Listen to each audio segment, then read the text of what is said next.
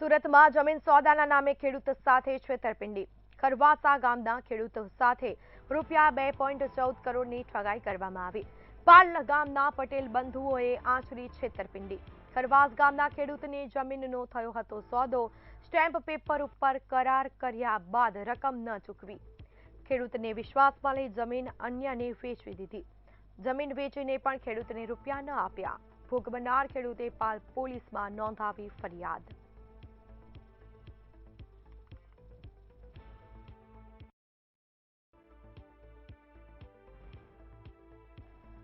ખેડૂતને વિશ્વાસમાં લઈ જમીન અન્યને વેચી દીધી હોવાનું સામે આવ્યું છે। જમીન વેચીને પણ ખેડૂતને રૂપિયા નથી આપ્યા।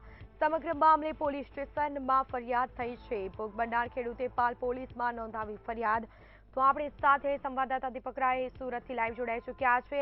જે દીપક, ખેડૂત સાથે છેતરપિંડી કરવામાં આવી છે, શું છે મામલો?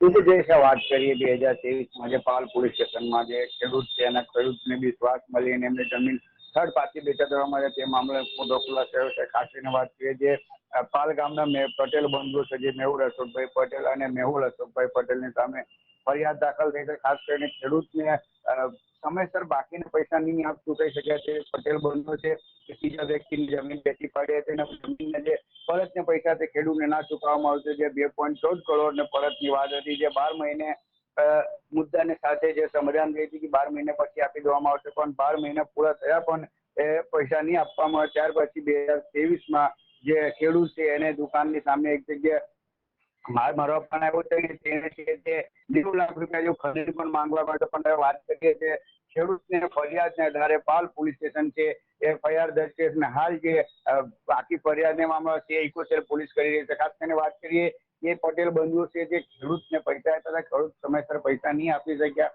તે લઈને એ લોકો છે જમીન ત્રીજા પાર્ટીને બેચી આપ્યો હતો અને જે પૈસા આવ્યું તે ખેડૂતને નહીં આપ્યા હતા, પોતે પચાવી લીધા હતા। હવે એ ખેડૂત છે પાલ પોલીસ સ્ટેશનમાં ફરિયાદના આધારે ઇકોસેલ પોલીસ જાંચ કરી રહી છે। જી આપવા બદલ આપનો આભાર।